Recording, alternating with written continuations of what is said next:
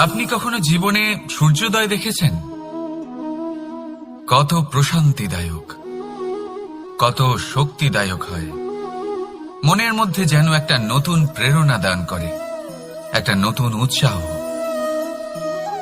কিন্তু যদি আপনি উঠতে দেরি করেন, তাহলে আপনি এই সূর্যোদয় দেখতেই পাবেন না। ঠিক এরকমই হয় আমাদের জীবনেও। সুযোগ সূর্যোদয়ের মতো। যদি আপনি আপনার জীবনে দরকারের চেয়ে বেশি অপেক্ষা করেন এই সুযোগের সদ্ব্যবহার করতে, তাহলে এই সুযোগ আপনার অপেক্ষা কখনোই করবে না, তা চলে যাবে। সেই জন্য এদের সামলে রাখুন।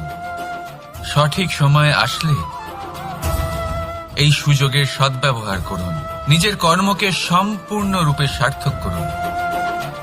এটাকে এক মুহূর্তের মতো দেখুন। যদি এরকম করেন, তাহলে জীবনও সূর্যোদয়ের মতোই হবে। এতে সন্তুষ্টি থাকবে, গৌরব থাকবে, আর থাকবে শান্তি। রাধা রাধা। আমরা জীবনে এমন অনেক মানুষকে চিনি যারা অত্যন্ত শক্তিশালী, নিজের পরীক্ষা দিতে কখনো পিছপা হন না, খুব কঠোর হন, আত্মপ্রত্যয়ী হন, কিন্তু তাও তারা সাফল্য পান না। কেন? কি কারণ হতে পারে এর? লৌহ মানবের মতো ব্যক্তিত্বের অধিকারী হওয়া সত্ত্বেও তারা সফলতা কেন লাভ করেন না? এবার এটার উত্তর তাদের ব্যক্তিত্বের মধ্যেই লুকিয়ে রয়েছে। লৌহ মানব, লোহা। আপনি কখনো লোহাকে দেখে থাকবেন, অত্যন্ত শক্তিশালী, অত্যন্ত কঠিন, কিন্তু শুধু তখনই যখন সেটা শান্ত থাকে, শীতল থাকে। তাকে উত্তপ্ত করুন, তা আর কঠিন থাকবে না। তার উপরে এক আঘাত করুন আর তার আকৃতি বদলে যাবে। বুঝলেন? যদি আপনিও জীবনে নিজের শক্তি দিয়ে, নিজের নিরন্তর প্রচেষ্টা দিয়ে বড় কিছু করতে চান, তাহলে সর্বপ্রথম একে শান্ত করে রাখুন, একে শীতল করে রাখুন। জীবনে যা পেয়েছেন তাতেই সন্তুষ্টি পেতে শিখুন। এই ক্রোধের তাপে নিজেকে বদলাবেন না। চিনতে শিখুন সেই চিন্তাগুলো যা ক্রোধ বাড়িয়ে দেয়, আর সেগুলোকে শেষ করে দিন, নয়তো সেই রাগ আপনার পতন অবশ্যই ঘটাবে। রাধা রাধা। আমরা অনেকবার লোকের থেকে এই কথা শুনেছি, জীবনে যখনই ধন অর্জন করবে বাঁচিয়ে রাখবে। কি হয়, কঠিন পরিস্থিতিতে আপনার খারাপ সময় তা আপনার কাজে আসে। কিন্তু এই কথা কি 100% সত্যি? ভাবুন, এই সমস্ত ধন যে আপনি অর্জন করেছেন, তা কি আপনাকে সুস্বাস্থ্য দিতে পারবে? এই সমস্ত ধন কি আপনাকে সুখ এনে দিতে পারবে? পারবে না, তাই না? চলুন আমি আপনাকে একটা কথা বলি। পরমেশ্বর, ঈশ্বর, যদি এই ঈশ্বরের ওপর আপনি বিশ্বাস রাখেন, সর্বদাই ভালো কাজ করেন, সবার মধ্যে প্রেম ছড়িয়ে দেন, আর সবার জন্য শুধু ও শুধুমাত্র শুভ কামনা করেন, তাহলে আপনার সাথে কখনো কোনো খারাপ হতে পারে না। তাই সময় বদলান, সময় বদলানোর উপকরণ নয়। আর ভালোবেসে বলুন, রাধা রাধা। অনেকবার আমাদের দৃষ্টিভঙ্গি এমন হয়ে থাকে যে আমাদের আসল সত্যের থেকে অনেকটা দূরে নিয়ে যায়। আমরা যেরকম দেখি সেরকম সবসময় হয় না। এবারে দেখুন না, আমরা মানুষেরা, আমাদের ভালো লাগে, আমরা কোথাও গেলাম, আমাদের স্বাগত জানানো হলো, আমাদের প্রশংসা করা হলো, কেউ আমাদের দিকে হাসি মুখে তাকালো, আমাদের ভালোবাসলো। আপনি চেনেন তাদেরও দিতে পারেন যাদের আপনি চেনেন না, ছোটদের দিতে পারেন, বড়দের দিতে পারেন, সবার জন্যই হলো এই হাসি। কিন্তু ক্রোধ, ক্রোধ তাদের উপরেই আসে যাদের আমরা জীবনে কখনো হারাতে চাই না, যাদেরকে আমরা অসম্ভব ভালোবাসি, যাদের জন্য আমরা আশা করি যে তাদের জীবনের পরবর্তী সময় সব সময় সুখময় হোক, উজ্জ্বল হোক। সেই জন্য আপনার জীবনের সমস্ত সেই ব্যক্তি যারা আপনার উপরে ক্রুদ্ধ হন, কটাক্ষ করেন, জরুরি নয় তিনি আপনার শত্রুই হবেন। হতে পারে সে হলো আপনার শুভাকাঙ্ক্ষী, যিনি আপনার শুধুমাত্র ভালোই চান, যিনি আপনার জন্য একটা সুন্দর ভবিষ্যৎ চান। সেই জন্য সব সময় মন দিয়ে অন্যের কথা বোঝার প্রয়াস করুন। আপনি জানতে পারবেন তাদের কর্মের ধর্ম কি হতে পারে, আপনি জানতে পারবেন তাদের ক্রোধের মর্ম কি হতে পারে। রাধা রাধা। জীবনের এই পথে এগোতে এগোতে আমরা কোথাও থেমে যাই, তাহলে আপনি জীবনে কখনোই এগোতে পারবেন না। ভেঙে যাওয়া কলম দিয়ে আপনি কখনো চিঠি লিখতে পারবেন না। ঠিক সেইভাবেই যদি আপনার মনে অন্যের জন্য হিংসা থাকে, তাহলে আপনি আপনার নিজের ভাগ্য লিখতেই পারবেন না। কাজের প্রতি আলস্য আপনাকে কখনো ধনী হতে দেবেই না, আর ধনের প্রতি লোভ তা আপনাকে কখনো মহান হতে দেবে না। ছোট একটা কথা, কিন্তু এ হলো অত্যন্ত গুরুত্বপূর্ণ। ভাবনা চিন্তা অবশ্যই করুন, আর বোঝার চেষ্টা করুন সেটা যা আপনি বুঝতে চান। হতে পারে আপনি এমন কোনো পথ খুঁজে পেলেন যার ফলে আপনি কোনো খারাপ পথে যেতে যেতে থেমে গেলেন, বা আপনি এমন কোনো অর্থ খুঁজে পেলেন যা আপনাকে মহান হবার পথে অগ্রসর করে দিল। রাধা রাধা। অহংকার এ হলো ছোট একটা শব্দ, কিন্তু এর প্রভাব অত্যন্ত বৃহৎ হয়ে থাকে। আর সব থেকে বড় সমস্যা হলো মানুষ আজ অবধি বুঝতেই পারেনি যে এই অহংকারের বাস্তব রূপ কিরকম। কেউ একে গর্বের নাম দেন, কেউ একে আত্মসম্মানের নাম দিয়ে থাকেন, এবং কোথাও একটা এমন সময় চলে আসে যখন সময় এই অহংকারকে ভেঙে খান খান করে দেয়। আর তখন না গর্ব আপনাকে বাঁচাতে পারে, না আপনার আত্মসম্মান। এখন যদি আপনাকে উদাহরণ দিই, তাহলে যেখানে আপনি বসে আছেন সেই ঘরেই ওপরে তাকান, সেই ছাদের দিকে। যদি এই ছাদ অহংকার করতে থাকে যে দেখো আমি তো সব থেকে উঁচু জায়গায় আছি, আমার চেয়ে ওপরে আর কেউ নেই, আমি এই ঘরে থাকা সমস্ত ব্যক্তিকে ছায়া প্রদান করি, যদি এই অহংকার এসে যায় তাহলে কি?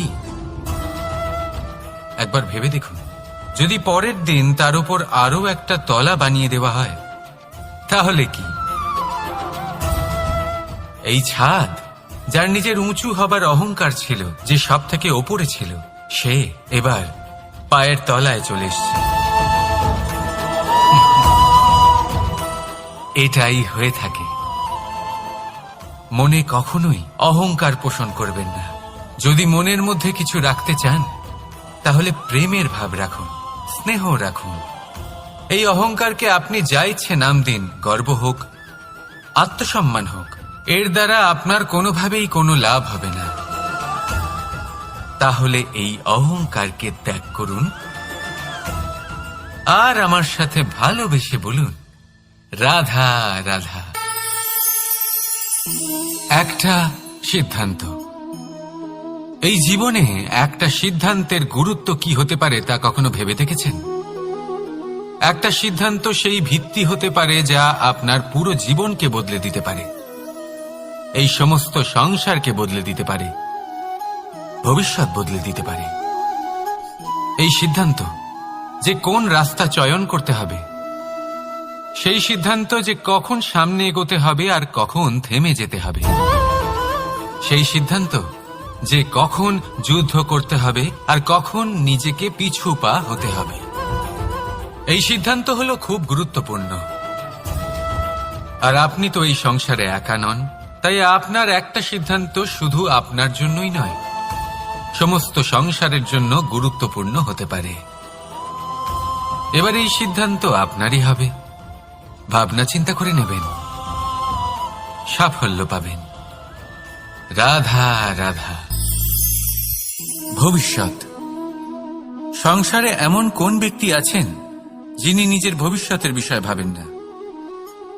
যে কেউ ভাবেন আমার ভবিষ্যৎ কিছু এরকম হবে, আমি ভবিষ্যতে এরকম কিছু একটা করব, এই সুবিধা থাকবে, এই আনন্দ পাবো, ইত্যাদি ইত্যাদি। কিন্তু সত্যি বলি, ভবিষ্যতের থেকে বড় ভণ্ড আর কেউ নেই। ভবিষ্যৎ আপনাকে ছেড়ে চলে যাবে, আপনি জানতেও পারবেন না। ভবিষ্যৎ আপনার থেকে আপনার বর্তমান কেড়ে নেবে। অনেক সময় আমরা ভবিষ্যতের বিষয় ভাবতে থাকি, দুশ্চিন্তা করতে থাকি। ভবিষ্যৎ দিয়ে নিজেকে এতটাই ঘিরে ফেলি যে বর্তমান কি তা ভুলেই যাই, তার বোধই আমাদের থাকে না। ভাবুন, ভবিষ্যৎ কি? ভবিষ্যৎ হলো সেটাই যা এখনো পর্যন্ত ঘটেনি। বর্তমান হলো সেটা যা এখন ঘটছে। তাহলে যা এখনো ঘটেইনি তার বিষয়ে দুশ্চিন্তা করে নিজেকে ব্যতিব্যস্ত কেন করছেন? এই বর্তমান, এটাই হলো গুরুত্বপূর্ণ। এর উপরে সমস্ত ভাবনা কেন্দ্রীভূত করুন। মনে লক্ষ্য অবশ্যই রাখুন, কিন্তু পুরো মনোযোগ শুধু বর্তমানে থাকবে। এই বর্তমানকে যদি সামলে নিতে পারেন, তাহলে আপনার ভবিষ্যৎ এমনি উজ্জ্বল হয়ে উঠবে। তাহলে আসুন আমার সাথে ভালোবেসে বলুন, রাধা রাধা। সময়। কথায় আছে, আমাদের জীবনের প্রত্যেক মুহূর্ত স্বর্ণর মতো হয়। এবার হয় আমরা একে নিজেদের কাছে রাখতে পারি, বা একে আমরা চলে যেতে দিতে পারি। কারণ এই ছোট ছোট মুহূর্তই আছে যা আমাদের জীবনকে গড়ে তোলে। এখন এই জীবন কেমন হবে তা আমাদের উপর নির্ভর করে। যদি আপনি একটা মুহূর্তের যত্ন না নেন, যদি আপনি এক মুহূর্ত ভালো না বাসেন, যদি আপনি এক মুহূর্ত স্নেহের আনন্দ না উপভোগ করতে পারেন, তাহলে দেখতে দেখতেই আপনার সমস্ত সময় নষ্ট হয়ে যাবে, আপনি জানতেও পারবেন না। অর্থাৎ এই সময় স্বর্ণ হতে পারে না। তবে আমরা একে স্বর্ণ বানিয়ে নিতে পারি আমাদের চেষ্টার মাধ্যমে। এই সময় শুধু একটি লাঙল যা মাটির সাথে লড়াই করতে পারে, আর কিছু নয়। একটা অত্যন্ত গুরুত্বপূর্ণ কথা মনে রাখবেন, আপনার কাছে শুধু সময় আছে। এবার আপনি এটা দিয়ে স্বর্ণ বানাবেন, না ঘুমিয়ে স্বপ্ন দেখে একে নষ্ট করবেন, সিদ্ধান্ত আপনারই। রাধা রাধা। ভগবান। প্রত্যেক কঠিন পরিস্থিতিতে এই নামই আছে যা আমাদের উপায় দিয়ে থাকে। ব্যক্তি যান, ভগবানের পুজো করেন, আরাধনা করেন, ব্রত পালন করেন, মন্দিরে যান, পুজো পাঠ করেন, ভগবানকে জাগিয়ে তোলেন। আর তারপর শুরু হয় সমস্ত প্রশ্ন। হে ভগবান, আমার সাথে এরকম কেন হচ্ছে? কেন আমারই জীবনে এত দুঃখ আছে? আমি কিভাবে এর সম্মুখীন হব? আমাকে কেন এত কষ্ট ভোগ করতে হচ্ছে? হে ভগবান, আমি কি করব? আমাকে সাহায্য করুন, কোনো রাস্তা দেখান।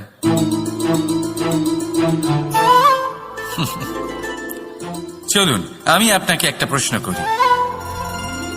মন্দিরে যাওয়ার চেষ্টা করার আগে আপনি কি জীবনে ততটা চেষ্টা করেছেন যতটা সেই সমস্যাকে দূর করার জন্য দরকার ছিল?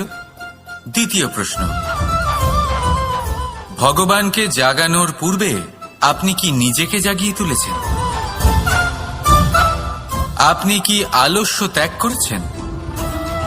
তৃতীয় প্রশ্ন, ভগবানকে জিজ্ঞাসা করার আগে আপনি কি নিজেকে জিজ্ঞাসা করেছেন যে আমি কেন এত অসফল হচ্ছি? যদি না করে থাকেন তাহলে সবার আগে এটা করুন। আপনি সমস্ত প্রশ্নের উত্তর পাবেন, সমস্ত বিপদের পরিত্রাণ পাবেন।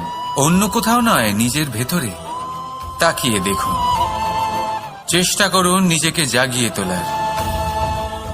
আপনি সফল অবশ্যই হবেন, কারণ এই পরমাত্মা, ওই পরমেশ্বর, ওই পরব্রহ্ম আপনার মধ্যেই তো আছে। রাধা রাধা। নাম। জন্মগ্রহণের পর মানুষের জন্য এই নাম অত্যন্ত গুরুত্বপূর্ণ হয়। মাতা, পিতা, পুরোহিত সকলেই সেই অক্ষর খুঁজতে শুরু করেন যা দিয়ে আপনার নাম শুরু হবে। কিন্তু নাম আর রাশি এক হয়ে গেলেই কি সব কিছু ঠিক হয়ে যায়? কখনোই নয়। কারণ আপনার কর্মই হলো সব থেকে গুরুত্বপূর্ণ, আর কিছুই নয়।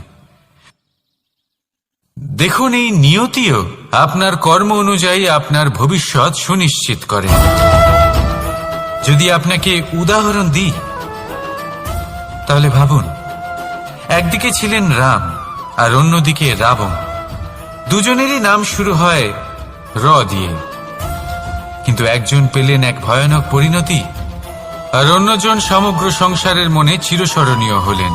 তাহলে মনে রাখবেন, নাম নয়, কর্মই হলো শ্রেষ্ঠ। আর যদি তা শ্রেষ্ঠ হয়, তাহলে আপনার নাম এমন স্থানে পৌঁছবে যা সংসারের কেউ মুছে ফেলতে পারবে না। তাহলে আসুন আমার সাথে ভালোবেসে বলুন, রাধা রাধা। অনেক সময় যখন আমরা কর্ম করি, সাফল্য লাভ করি, কঠিন পরীক্ষায় উত্তীর্ণ হই, বড় কাজ করি, আমাদের মনে হয় এই সংসার আমাদের একটু প্রশংসা করুক, ভালো লাগে। অনেকবার মনে হয় এটা হলো আমাদের কর্মের ফলই বটে, আমরা আনন্দ পাই। কিন্তু যখন আমরা এই প্রশংসা পাই না, তখন কি হয়? আমরা দুঃখী হয়ে যাই, ভেঙে পড়ি। মনে হয় যেন আমার জন্য কেউ চিন্তাই করে না। এমন মনে হয় যেন আমাদের আনন্দে অন্য কেউ আনন্দই পায় না। অনেক রকম ভাবনা আসে। কিন্তু আমি আপনাকে একটা প্রশ্ন করতে চাই, আপনি যে কাজই করেন না কেন, যে কর্মই করেন না কেন, তা কি শুধুমাত্র প্রশংসার জন্য করেন? যদি এরকম হয়ে থাকে, তাহলে সেই ভাবনা এক্ষুনি ত্যাগ করুন। কারণ এই প্রকৃতি আমাদের অন্য শিক্ষা দেয়।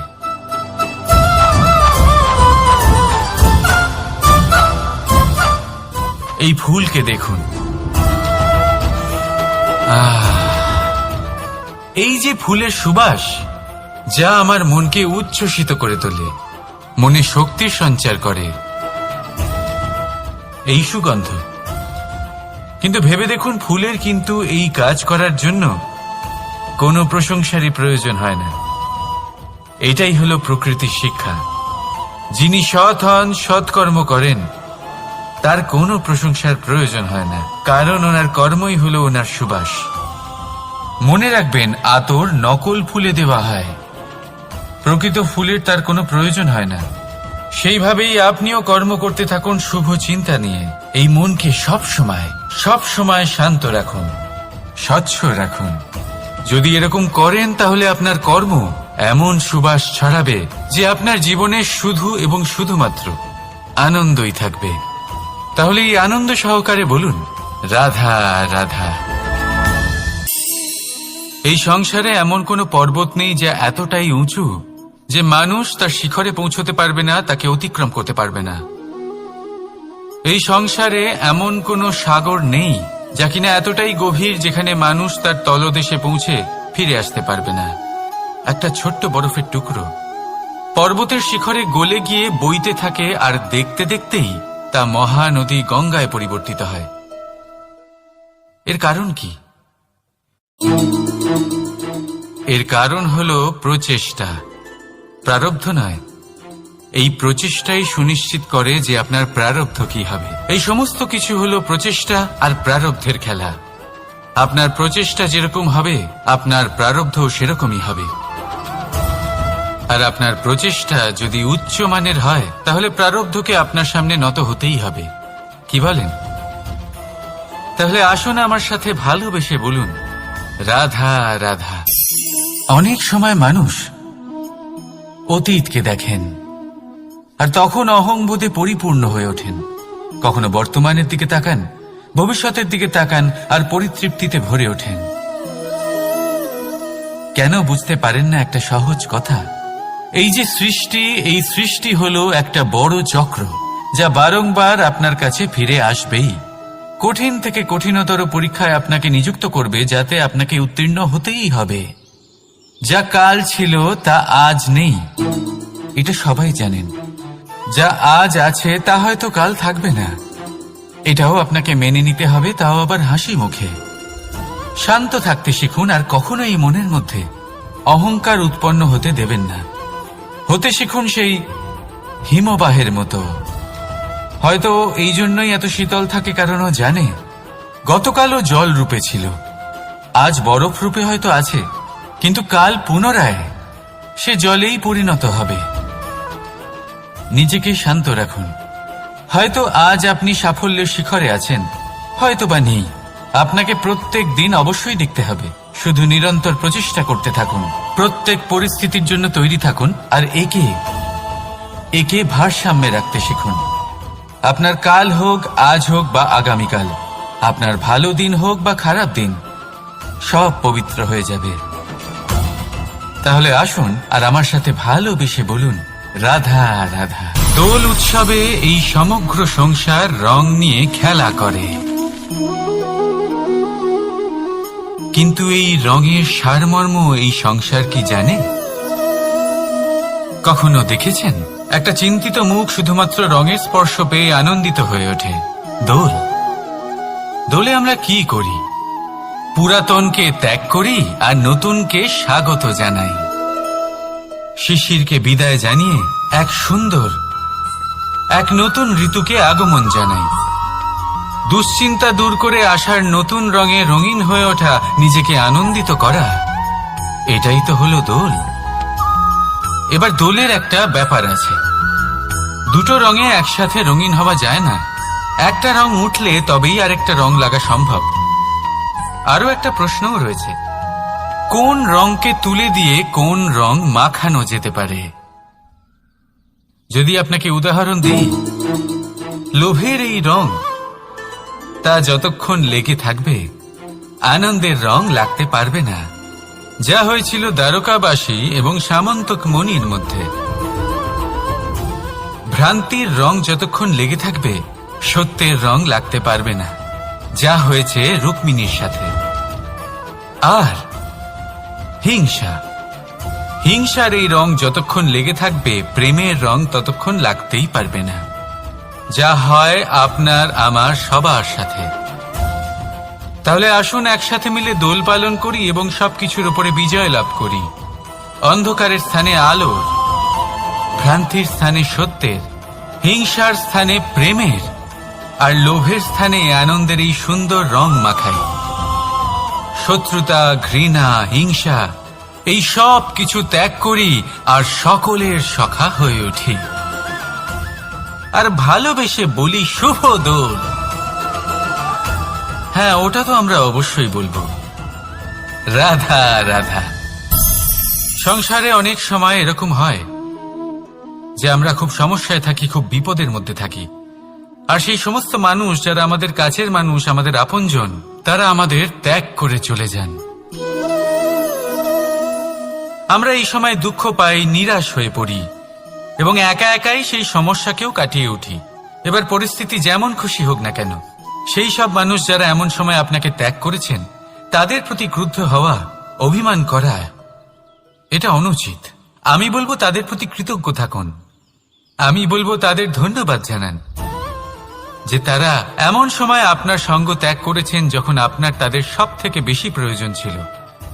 কারণ দেখুন, হয় তাদের বিশ্বাস ছিল যে আপনি নিজেই এই বিপদ থেকে বেরিয়ে আসতে পারবেন, বা তাদের ত্যাগ করার জন্য আপনি নিজের উৎসাহ বাড়িয়ে তুললেন, আপনি নিজের শক্তি বাড়ালেন এবং নিজে সেই সমস্যা থেকে বেরিয়ে আসলেন। নিজের খারাপ সময়কে আপনি নিজেই ভালো সময় করে তুললেন। শেষ পর্যন্ত আপনি আরো শক্তিশালী হয়ে উঠলেন, আরো শ্রেষ্ঠ হয়ে উঠলেন।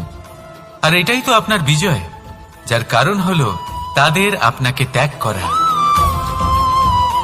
তাহলে তাদের ধন্যবাদ জানান আর আমার সাথে ভালোবেসে বলুন, রাধা রাধা।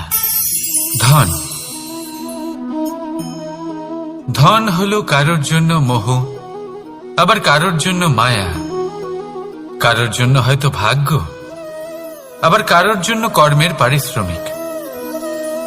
দেখতে গেলে এই ধন হয়তো সবার জন্যই অত্যন্ত প্রয়োজনীয় হয়ে থাকে। সেই জন্যই তো মানুষ নিজের সমস্ত জীবন অতিবাহিত করেন এই ধন অর্জন করার জন্য। অনেক মানুষ এমনও হয় যাদের সমস্ত জীবন এই ধন অর্জন করতেই কেটে যায়। প্রত্যেক মানুষই চেষ্টা করেন যেন তিনি ধনী হন, যত সম্ভব বেশি ধন অর্জন করতে পারেন, সম্পন্ন থাকতে পারেন। আর তা হবে নাই বা কেন? কারণ এটাই হলো এমন এক বস্তু যা আদান প্রদান এমন নানান কাজে আসে। চেষ্টা তো সব মানুষই করেন, ধন অর্জন সব মানুষ করতে পারেন না। কারণ হলো এটাই যে মানুষ ভাবেন যে তার কাছে কিছু ধন এলে তারপর তিনি কিছু করে দেখাবেন, আর ধন ভাবে যদি এই মানুষ কিছু করে দেখান তাহলে আমি তার কাছে আসব। সেই জন্য কিছু করে দেখান, এমন শ্রেষ্ঠ কাজ করে দেখান যাতে ধন নিজেই আপনার কাছে ছুটে আসে। যদি আপনি ধন লাভের আশায় ছোটেন তাহলে আপনি নিজের সন্তোষ ভাব হারিয়ে ফেলবেন, কিন্তু এই সম্পত্তি যদি আপনার কাছে ছুটে আসে তাহলে আপনাকে মহান বলা হবে। সেই জন্য কাজ করুন, শ্রেষ্ঠ কাজ করে দেখান, দেখবেন এই ধন ফলস্বরূপ আপনার কাছে আসবেই আসবে। তাহলে আসুন আমার সাথে ভালোবেসে বলুন, রাধা রাধা। আমাদের মনে সবসময় একটা প্রশ্ন এসেই থাকে, এই জীবন যা কিনা ঈশ্বর আমাদের দিয়েছেন, একটা জীবন।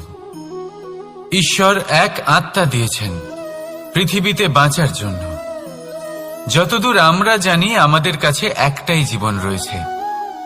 আমরা ভাবি এই জীবন গুছিয়ে কিভাবে রাখা যায়। প্রত্যেক মানুষ ভাবেন যে আমি কি করি যাতে এই জীবনকে গুছিয়ে রাখা যায়, কিরকম কর্ম করব, কিরকম পুণ্য করব, কি ধরনের শাস্ত্র পড়ব যাতে আমি সেই জ্ঞান অর্জন করি যাতে জীবনটা সুন্দর করে তুলতে পারি। আমাদের সমগ্র জীবন কেটে যায় এই প্রশ্নের উত্তর খুঁজতে, সেই শাস্ত্র অধ্যয়ন করতে। এমন অনেক মানুষ তাও বুঝতে পারেন না। আসুন আজ আমি আপনাকে একটা সহজ কথা বলি, যার দ্বারা আপনি নিজের জীবন সুন্দর করবেন। জীবন, জিহ্বা, এদের দুজনেরই হলো একটাই রাশি।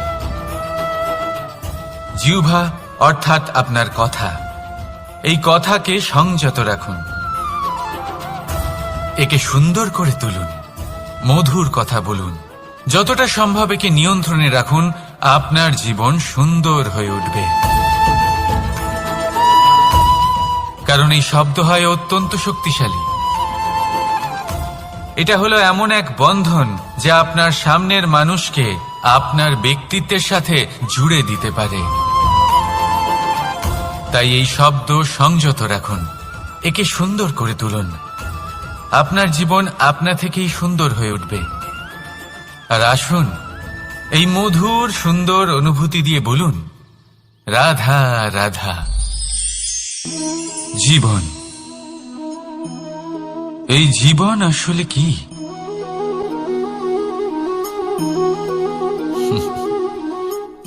এই প্রশ্ন সবার মনেই এসে থাকে। সবার মন এই প্রশ্নের জন্যই চিন্তিত থাকে। এই জীবন আসলে কি? এর উদ্দেশ্য আসলে কি? কি করা যেতে পারে এই জীবনে? এই জীবন কি কিছু পাওয়ার, নাকি এই জীবন কিছু হারাবার? এই জীবন কি আসলে সেটাই যেখানে আমাদের পরমাত্মার খোঁজ করা উচিত, নাকি আমাদের ধাবিত করা উচিত নিজেদের স্বপ্নের লক্ষ্যে? এই জীবন আসলে কি? এই জীবন আসলে অত্যন্ত সরল। এ হলো শান্ত জলের মতো, একটা আয়নার মতো এই জীবন। এই জীবন আসলে ঠিক যেন এক আয়নার মতো। আয়না কি করে? আপনাকে সেটাই দেখায় যা আপনি করে থাকেন। আপনি হাসি মুখে আয়নার দিকে তাকান, আয়না আপনাকে আপনারই মুখ দেখাবে সেই হাসি সমেত। আপনি রেগে গিয়ে আয়নার দিকে তাকান, আয়না আপনাকে সেটাই দেখাবে। আপনি প্রসন্নভাবে হেসে আয়নার দিকে তাকালে আয়না আপনাকে সেটাই দেখাবে। এটাই হলো জীবন, একটা আয়নার মতো। আপনি এটা ভাববেন না যে এই জীবন আপনাকে কি দিয়েছে,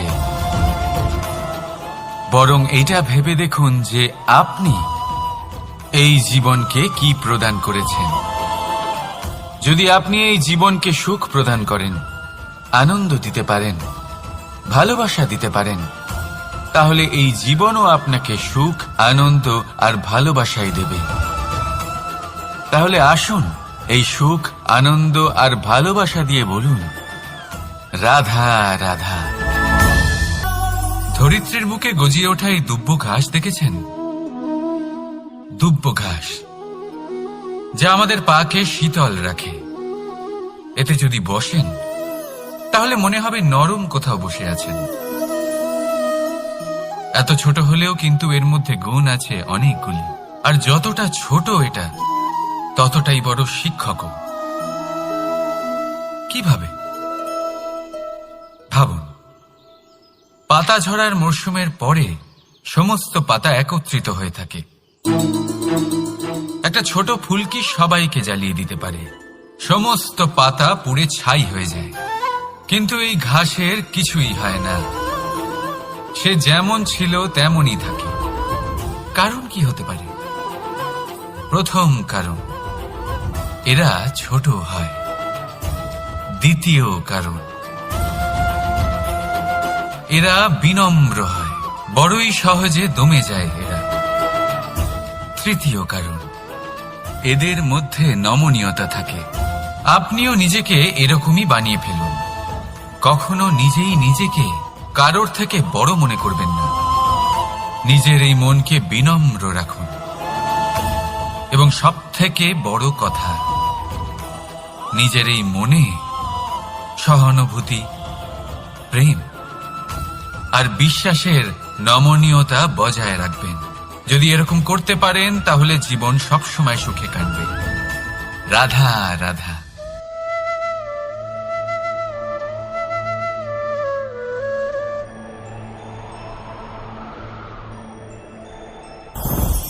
লোভ আপনার অন্তরের আরো একটা শত্রু। দেখতে গেলে এটা একটা শব্দ, একটা সংস্কৃত শব্দ। লব ধাতু থেকে উৎপন্ন হয়েছে। এর অর্থ কিছু লাভ করা। কিছু লাভ করা অনুচিত নয়, আরো কিছু লাভ করাও অনুচিত নয়, কিন্তু সব থেকে বেশি আমি লাভ করব। আমি আরো চাই, আরো বেশি চাই, আরো বেশি পেতে চাই। এটাই হলো লোভ। আর এই লোভ যখন গ্রাস করে তখন আপনি যা পেতে চান, সে ধনই হোক বা মানই হোক, তা অর্জন করার জন্য মানুষ যে কোনো স্তরে পৌঁছে যেতে পারে।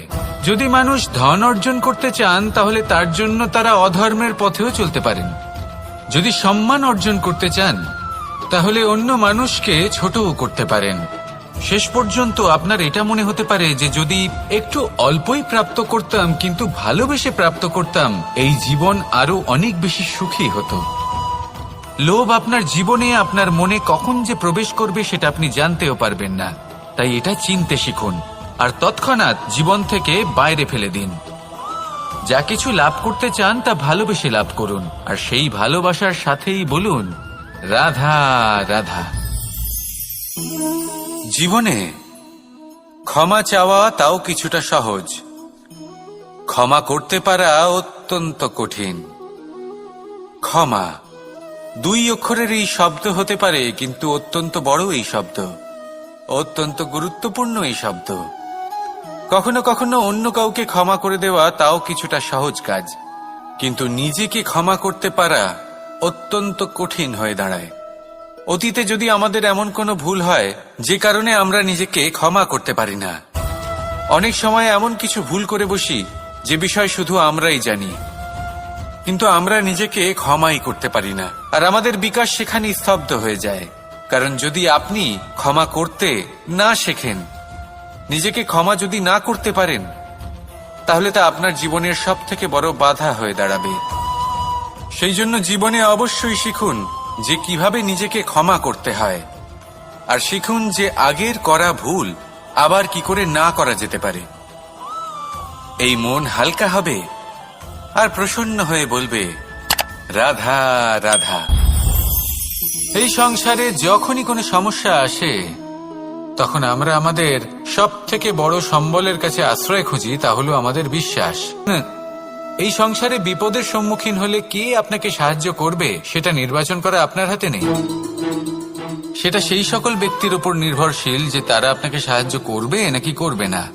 অর্থাৎ যখনই কোনো বিপদ আসে সর্বপ্রথম তার সম্মুখীন আমাদের নিজেকেই হতে হয়, আর তার জন্য প্রস্তুত থাকা প্রয়োজনীয়। সেই শক্তি, সেই সাহস অর্জন করা প্রয়োজনীয়। দেখুন, যখনই অন্ধকার আসে তখন সবার আগে কে আপনাকে ত্যাগ করে চলে যায়? আপনার নিজেরই ছায়া। এই অন্ধকারের সম্মুখীন হতে হয় অন্তরের প্রদীপের দ্বারা, অন্তরের আত্মা দ্বারা। তবেই আপনি অন্ধকারের ওপর জয়লাভ করতে পারবেন। সেই জন্য যে বিপদই আসুক না কেন নিজেকে তার জন্য প্রস্তুত রাখা উচিত। সেই সাহস নিয়ে আসুন। এমন কোনো বিপদ নেই যা আপনাকে ভেঙে দিতে পারে। আসুন আমার সাথে ভালোবেসে বলুন, রাধা রাধা। মানুষ সবসময় চায় যে তার জীবনে যেন কখনো কোনো সমস্যাই না আসে। সে চায় তার জীবন যেন শুধুমাত্র শান্তি এবং সুখের দ্বারা পূর্ণ থাকে। কিন্তু এই চাহিদা অনুচিত কিছু নয়। আমরা সবাই এটাই চাই যে জীবনে সুখ থাক, শান্তি থাক।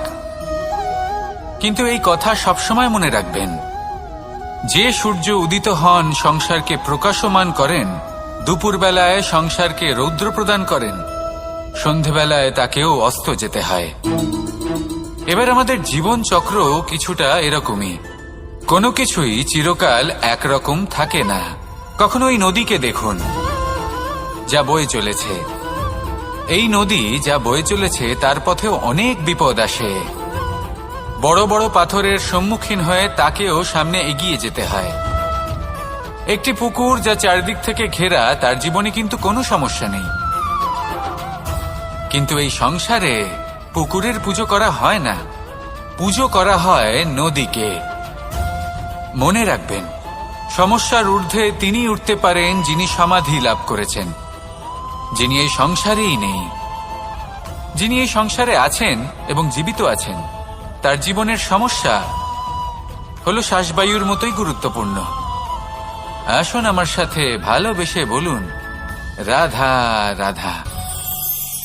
আজ আমি আপনাকে একটা ছোট্ট কাহিনী শোনাবো। একবার আমি, রাধা আর দাদা আমরা তিনজনে মিলে লুকিয়ে একটা উপবনে গেলাম আম পেড়ে খেতে।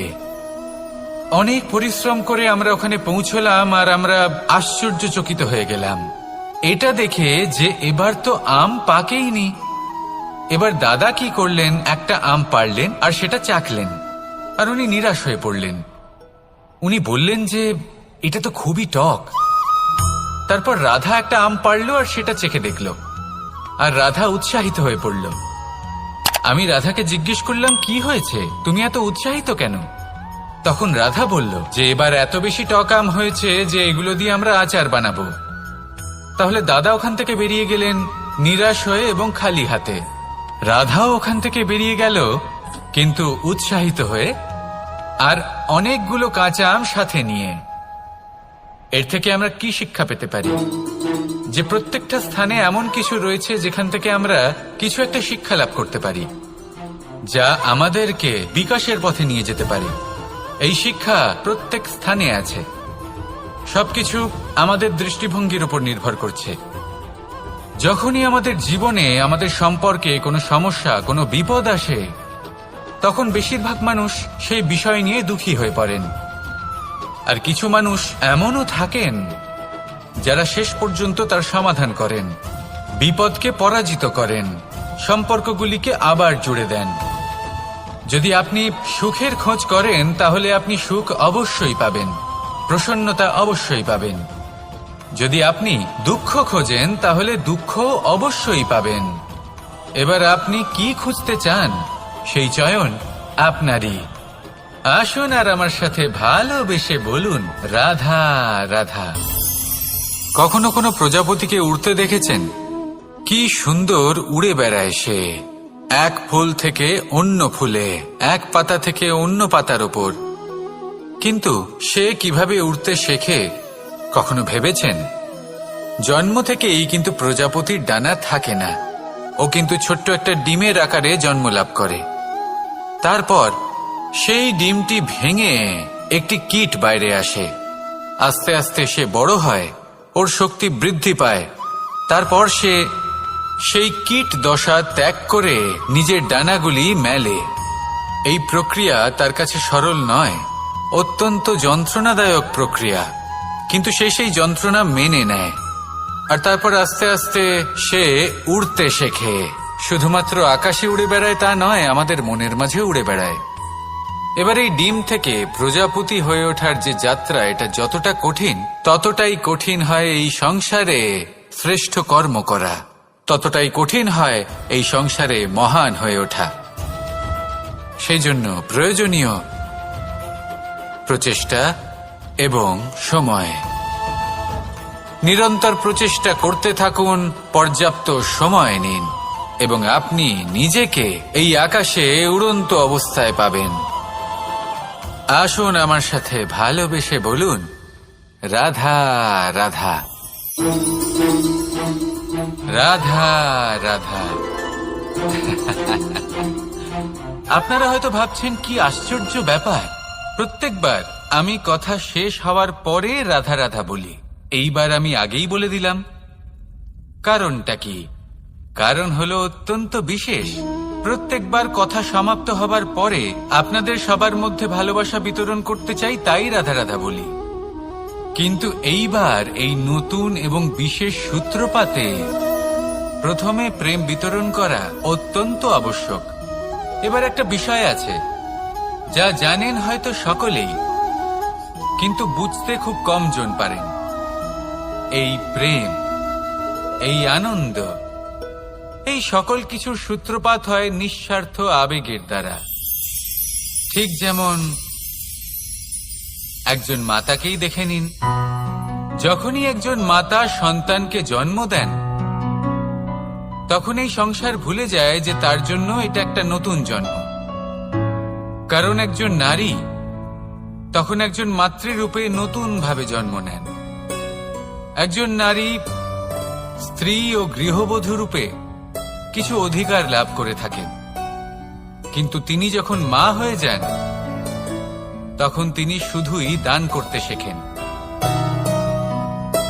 নিজের সন্তানের জন্য কত কিছুই না করেন, তাকে বাৎসল্যের সাগরে ভাসিয়ে নিয়ে যান। এই সংসারে রাজকুমার জন্ম নিতেই পারেন, তাকে রাম এবং লক্ষ্মণ কিন্তু মায়েরাই বানিয়ে তোলেন।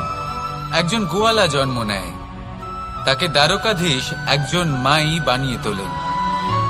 পিতা হলেন সেই পর্বত যার একটা অংশ হলো তার সন্তান, কিন্তু মা হলেন সেই শিল্পী যিনি একটা পাথরকে খোদাই করে এমন এক মূর্তি গড়ে তোলেন যাকে সকলে পূজনীয় মনে করেন।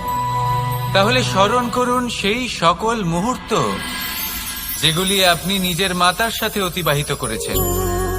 অনুভব করতে পারবেন যে কিভাবে এক মুহূর্তেই এই মন প্রফুল্ল হয়ে ওঠে। এবারের কারণ কি? এর কারণ হলো এই জীবনের আসল দ্বারই হলো মমতা।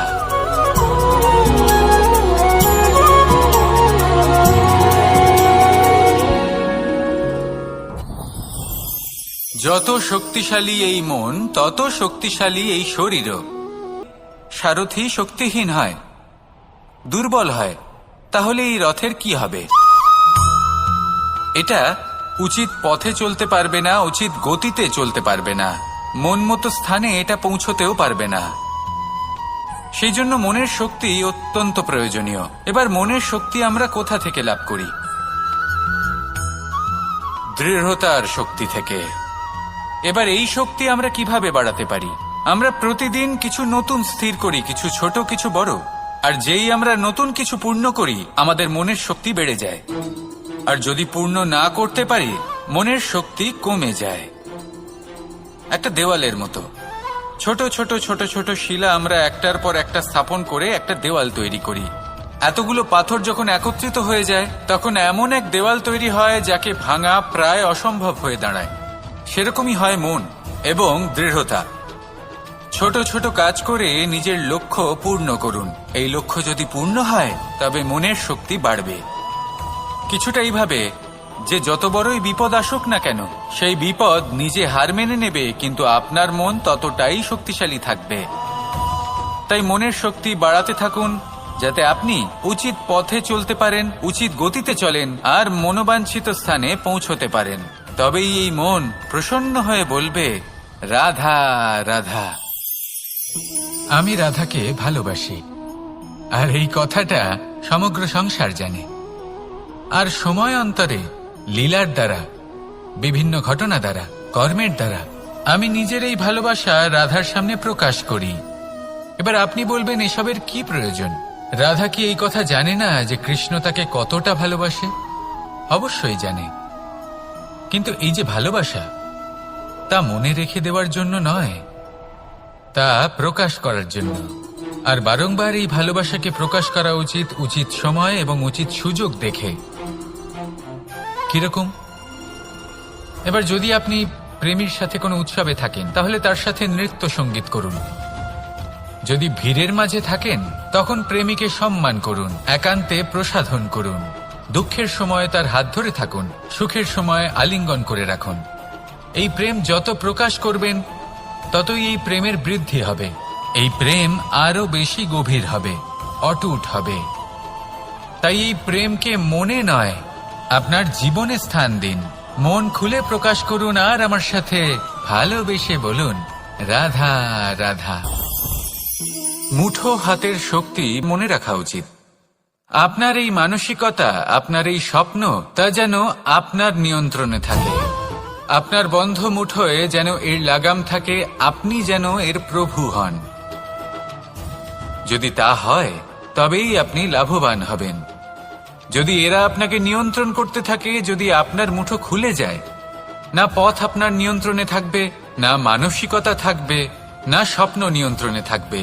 আর যদি তাই হয়, তাহলে আপনি আপনার ভবিষ্যৎ নষ্ট করে ফেলবেন। তাই নিয়ন্ত্রণ করতে শিখুন নিজের বিচার বুদ্ধি, নিজের মানসিকতা, নিজের স্বপ্নকে। নিজের এই স্বপ্ন পূরণ করুন আর আমার সাথে ভালোবেসে বলুন, রাধা রাধা। আমার কাছে যশোদা মা যেমন, আমার কাছে দেবকী মা যেমন, আমার কাছে ঠিক তেমনই হলেন গোমাতা। এবার ভেবে দেখার বিষয় হলো এটা, যে এই সংসারে অসংখ্য প্রাণী আছে। একজন গাইকে একজন মায়ের মর্যাদা কেন দেওয়া হয়? তাহলে এর অনেকগুলো কারণ আছে। এই গাই অর্থাৎ গোমাতা, এনারা হলেন অত্যন্ত শান্ত, শান্তি প্রিয়, কখনো কারোর কোনো ক্ষতি করতেই পারেন না। গোমাতা যে দুধ নিজের বাছুরকে পান করান, সেই দুধই আমাদেরও দেন। সেই দুধ পান করে আমরা শক্তি লাভ করি। এই দুধ থেকে আমরা মাখন, ঘি, পায়েস, এইসব সুস্বাদু খাবার লাভ করি। গোমাতার গোবর আমাদের জ্বালানি হিসেবে সাহায্য করে, যার ফলে খুব কম সংখ্যক কাঠ ব্যবহার করা যায় এবং বেশিরভাগ জঙ্গল সুরক্ষিত থাকে। গোমাতার গোমূত্র, সেটাও আমাদের কাছে লাভজনক। এর দ্বারা আমরা অনেক রোগ থেকে মুক্তি লাভ করতে পারি। গোমাতা যখন একটি বাছুরকে জন্ম দেন, তখন সেই বড় হয়ে আমাদের ক্ষেত কর্ষণ করে। সেই জন্য গাইকেও জীবনে মায়ের মর্যাদা দেবেন। যতটা সম্ভব তাকে সেবা করুন এবং ভালোবেসে তাকে পালন করুন। এই মন নিজে থেকেই প্রসন্ন হয়ে বলবে, রাধা রাধা। ধন, সম্পদ, ঐশ্বর্য, মানুষ হয় নিজের সৌভাগ্যের দ্বারা এগুলো লাভ করে থাকেন বা কর্মের দ্বারা। সৌভাগ্য আসলে কি? গ্রহের দশা, যা প্রত্যেক মুহূর্তে বদলাতে থাকে। কর্মেও তার ভোগান্তি হয়, আর এটা নির্ভর করছে আপনার কর্মের ওপরে। কি কর্ম করেছেন আপনি সেই ধনকে লাভ করার জন্য? যদি আপনি সৎ পথে চলেন, নিষ্ঠা ভরে আপনি কর্ম করে থাকেন এবং তার ফলে আপনি ধন অর্জন করে থাকেন, তাহলে আপনার আগামী প্রজন্ম সেটা ভোগ করবে, সেটা প্রয়োগ করবে নিজের বিকাশের জন্য। কিন্তু যদি আপনি কুকর্ম করে থাকেন, কোন রকম ছলনা করে থাকেন এই ধন লাভ করার জন্য, তাহলে 100% আপনার আগামী প্রজন্মকে এর জন্য ভুগতেই হবে। তাহলে আপনি কি চাইবেন, যে আপনার আগামী প্রজন্ম সুখ ভোগ করবে, নাকি আপনার কুকর্মের পরিণাম ভোগ করবে? নির্বাচন আপনারই। আসুন আমার সাথে ভালোবেসে বলুন, রাধা